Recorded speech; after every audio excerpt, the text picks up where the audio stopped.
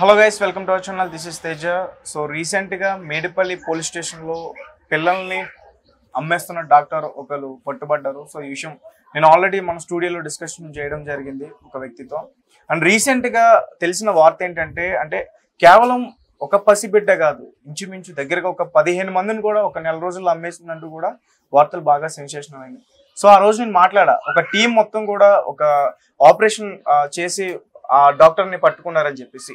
ప్రస్తుతం ఆ team members అందరూ కూడా మనతో పాటు ఉన్నారు. అసలు ఎలా చేశారు, మీకు ఆ ఇన్ఫర్మేషన్ ఎలా వచ్చింది, ఇవన్నీ విషయాలు కూడా మనం తెలుసుకునే ప్రయత్నం చేద్దాం. సో ప్రస్తుతం మనతో పాటు మాట్లాడడానికి అనుష గారు ఉన్నారు. నమస్తే మేడం. నమస్తే అండి. సో ఫస్ట్ ఆఫ్ ఆల్ మీకు చాలా కృతజ్ఞతలు అండి. నిజంగా తెలుగు 2 రాష్ట్రాల్లో ఉన్న తల్లిదండ్రులు కూడా ఇప్పటి నుంచి వాళ్ళ పిల్లల్ని జాగ్రత్తగా చూసుకుంటారు, కేర్ తీసుకుంటారు.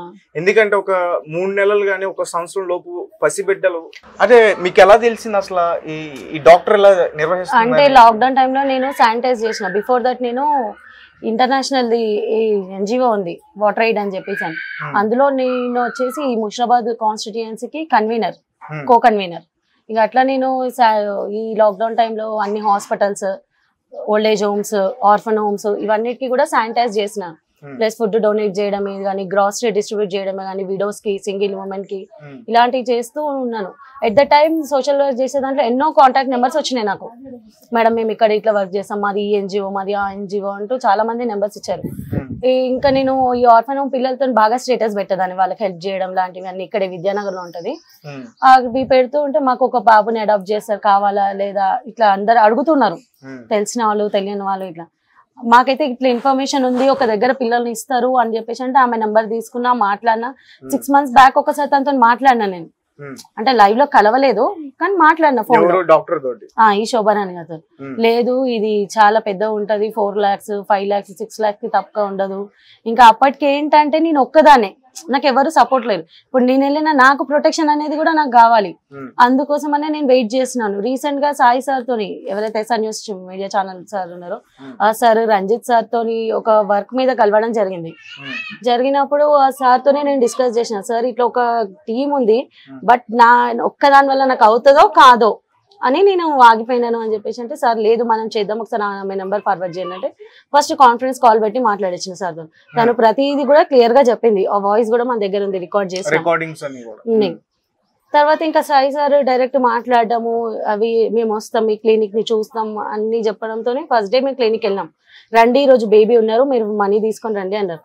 మీరు అడ్వాన్స్ ఇవ్వలేదు కదా, బేబీ వెళ్ళిపోయింది. ఇంకా నెక్స్ట్ ఒక 2 days అయినాక మనం విజయవాడ వెళ్దామని చెప్పింది తను.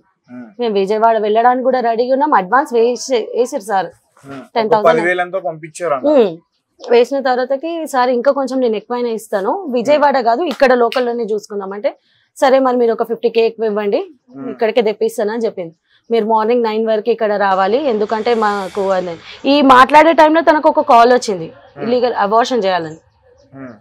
చేస్తానండి, మీరు చెప్పండి నాకు రేపు కన్ఫర్మ్ అనుకుంటే నేను ఈ అబార్షన్ పెట్టుకోను, లేదనుకుంటే నేను ఈ అబార్షన్ పెట్టుకుంటాను. అది కూడా తను మాట్లాడింది మాకు, మా దగ్గర అది రికార్డ్ అయిందండి, వాయిస్ రికార్డ్ అయింది, వీడియో కూడా రికార్డ్ అయింది. అట్లా చెప్పిన తర్వాత నెక్స్ట్ మేము అడిగినాం, ఇంకా మీరు మేల్ డిటర్మినేషన్ ఫీమేల్ డిటర్మినేషన్ చేస్తుంటే చేస్తాను 20,000 తీసుకొని అని చెప్పేసి అని అన్నది. తర్వాత నేను క్లినిక్ మొత్తం వెళ్ళి చూసామన్నమాట. మేము లోపల అంతా కూడా అది ఫస్ట్ ఎయిడ్ సెంటర్ లాగా కాకుండా ఒక హాస్పిటల్ లాగా, ప్రతిదీ ఎక్విప్మెంట్ కూడా హాస్పిటల్ సర్జరీ ఎక్విప్మెంట్ అన్ని కూడా దగ్గర ఉన్న పరికరాలన్నీ కూడా ఒక ఆపరేషన్ థియేటర్ లో అట్లా ఉన్నాయి. బేబీ వెయిట్ చూడడం, వెయిటింగ్ మెషిన్ ఏంది ఏదైనా సరే ఇక చూసినాం. ఇంకా ఆ రోజు ఇంటికి వెళ్తున్న టైంలో సార్ ఇంకా మేము డిస్కస్ చేసుకున్నాం ఎట్లా వెళ్ళాలి అని. ఇప్పుడు ఫస్ట్ మనం వెళ్దాం, తర్వాత అక్కడ ఏమైనా ఇష్యూస్ ఏమైనా వస్తే మన వాళ్ళని మనం నెక్స్ట్ మనం ప్రొటెక్ట్ చేసుకోవడానికి లైవ్ లో ఇక్కడ వీడియో స్టూడియోలో రికార్డ్ అవుతుంటది. బట్ ఇంకా కూడా మనకి ప్రొటెక్షన్ కావాలంటే మెయిన్ సపోర్ట్ ఉండాలని చెప్పేసి మీ వీళ్ళందరికీ కూడా వైష్ణవి, ప్రత్యూష, రవి, సియాన్ వీళ్ళని కూడా నెక్స్ట్ వేరే కార్ లో ఉంచినాం. మేము ఫోన్ చేసి ఏమైనా మాకు థ్రెట్ ఉంది అన్నప్పుడు మీరు రండి అన్నాం. వాళ్ళకి అప్పటికే అర్థమైపోయి పారిపోండి పారిపోండి అంటున్నారు. ఇంకా వీళ్ళు వచ్చి వాళ్ళని పట్టుకోవడం ఇదంతా. ఆ వ్యక్తి ఎక్కడి నుంచి అంటే, ఇప్పుడు సలీం, షేక్ సలీం. ఈ బిల్డింగ్ ఏంటంటే 2 doors ఉన్నాయి. ఇటు ఫస్ట్ ఎయిడ్ సెంటర్ ముందు షెడ్ ఉంది, ఇక్కడ బ్యాక్ డోర్ ఉంది. బ్యాక్ డోర్ నుంచి పారిపోవడం చూసి, ప్లస్ బ్యాక్ డోర్ నుంచి ఎవరు రాకుండా ఈమెను బ్లాక్ చేసేసి డోర్ లోపల పెట్టేసి ఆమెని ఓకే ఆమెను పైన పాపను ఎత్తుకుంది తను. మేము మనీ కోసం కిందికి వచ్చినాం పాప తీసుకురాగానే, పైన ఆమెను బ్లాక్ చేసేసారు. ఫస్ట్ ఫ్లోర్ లో ఓనర్ ఉండి అన్ని మేము వాళ్ళని పట్టుకుందామని ఇన్ బిట్వీన్ దిస్ ఈమెన్ ఏం చేసి సెకండ్ ఫ్లోర్ లో ఉన్నామని ఫస్ట్ ఫ్లోర్ కి గుంజుకొని వచ్చి ఆమెను కూడా లోపటేసి బోల్డ్ పెట్టేసారు.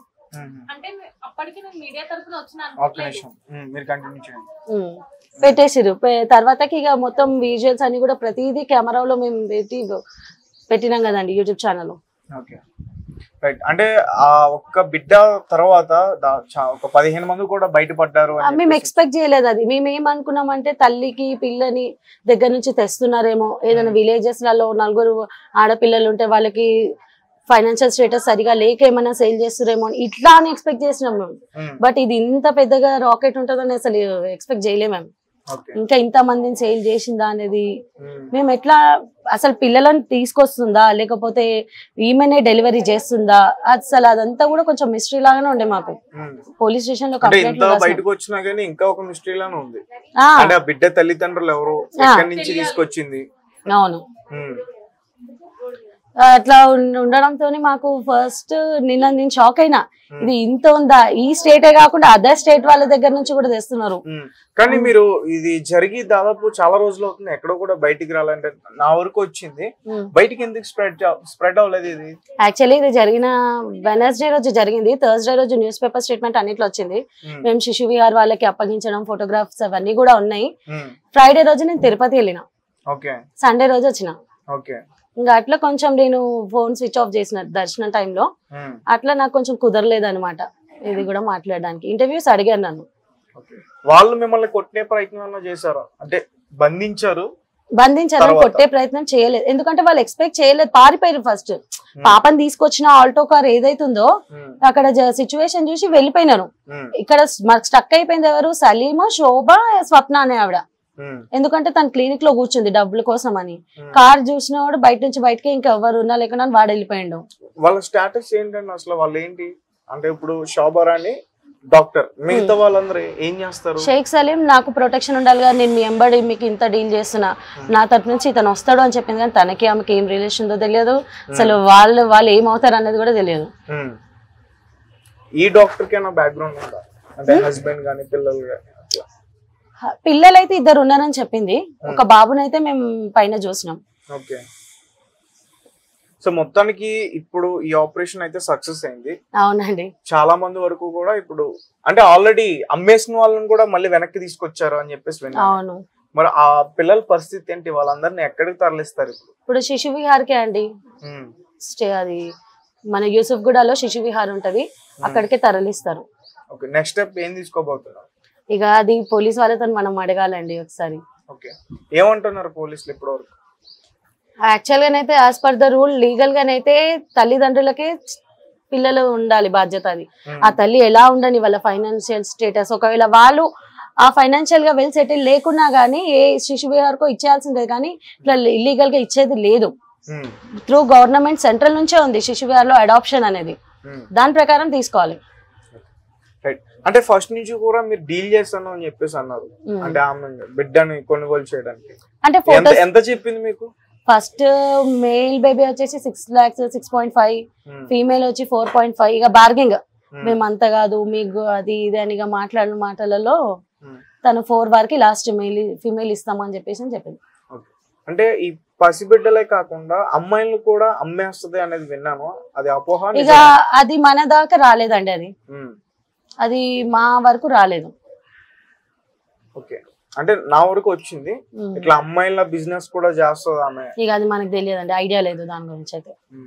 సో అంటే మీరు పోలీసులకి ఫిర్యాదు చేసేటప్పుడు మరి మిగతా ఇన్ఫర్మేషన్ అంతా కూడా ఇచ్చారు, అంటే అబోర్షన్స్ కూడా చేస్తారు? అవును ఇచ్చాం, ఎందుకంటే మా దగ్గర వీడియో ఉంది తను మాకు చెప్పడం నేను చేస్తాను అని చెప్పేసి అని. అది మేము ఫస్ట్ డే మేము వెళ్ళినప్పుడు తను ఇవి ఇన్ఫర్మేషన్ ఇచ్చింది.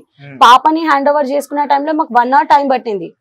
ఆ 1 hour లో కూడా తనతో మాట్లాడుతున్నప్పుడు మీరు ఇట్లా అబార్షన్స్ కూడా చేస్తారంటే చేస్తాను, నేను ఇట్లా మెయిల్ డిటర్మినేషన్ కూడా చేస్తాను, ఏమైనా ఉంటే చెప్పండి. ఈవెన్ ఇంకా Aadhaar card, date of birth certificate ఇవి చేయడానికి కూడా అమౌంట్ కొంచెం ఖర్చు అవుతుంది, మేము అవి కూడా ఇస్తామని చెప్పింది. అంటే మీరు పట్టుకున్న బిడ్డ ఎంత వయసు ఉంటుంది? 60 days 2 months. మార్చ్ 8th రోజేమో అని చెప్పారు బర్త్, తన డేట్ ఆఫ్ బర్త్. మరి అంటే ఆ బిడ్డ కోసం ఎవరైనా వచ్చారా ఇప్పటి వరకు? చాలా రోజులైంది కదా. ఎవరు రాలేదు. ఇది ఇంకా కేసు ఇక పిఎస్ లో దర్యాప్తు జరుగుతుంది కదా, అసలు వాళ్ళ మదర్ ఫాదర్ ఎవరు ఏంటి అనేది ఇంకా అది తెలియదు. కాకపోతే అడాప్షన్ ఇచ్చిన వాళ్ళు ఎవరైతే ఉన్నారో వాళ్ళ డాటా తీసుకున్నారు, కానీ అసలైన తల్లిదండ్రులు ఎవరు అనేది, లేదా మిస్సింగ్ కేసు అయిందా, ఈ స్టేట్ లోనైందా వేరే స్టేట్ లో అయిందా, అవన్నీ కూడా కనుక్కొని పిల్లలు అప్పగిస్తారు ఉండొచ్చు. అంటే మొత్తం కూడా ఒకసారి సెర్చ్ చేస్తున్నారు వాళ్ళు ఎవరు బిడ్డలు. అలాగే మరి ఎవరైతే కొనుగోలు చేశారో ఆ బిడ్డలను వాళ్ళందరూ కూడా ఏడుస్తున్న అవునండి, అది చూస్తే కొంచెం బాధ. ఇప్పుడు ఎవరికైనా మనం ఒక్క రోజు ఒక పాపతో మంచి మాట్లాడితేనే కొంచెం బాండింగ్ అనేది ఉంటది. వీళ్ళు అంత మనీ పెట్టి తీసుకొని వాళ్ళని ఇష్టంగా చూసుకొని ఒకటేసారి వచ్చి తీసేసుకుంటే పాపం వాళ్ళ గురించి కూడా అసలు కొంచెం బాధ వేసింది. నేనేమనుకుంటున్నా అంటే శిశువిహాతృగా లీగల్ గానే వాళ్ళకి ఎవరు బేబీస్ అయితే ఉన్నారో వాళ్ళకి అడాప్ట్ లీగల్ గా ఇచ్చేస్తే బాగుండు అనిపించింది. ఎందుకంటే వాళ్ళు కూడా పాపం ఏడుస్తున్నారు, ఎవరికైనా పిల్లలు లేకనే తీసుకున్నారు. కాకపోతే వాళ్ళకు ఒక్కటి విషయం తెలియదు ఏంటంటే ఇది తీసుకునే ప్రొసీజర్ తప్పు. వాళ్ళు పెంచుకోవాలనుకోవడం తప్పు కాదు, పిల్లల్ని ఉండాలనుకోవడం తప్పు కాదు, ఆ ప్రొసీజర్ అనేది తప్పు.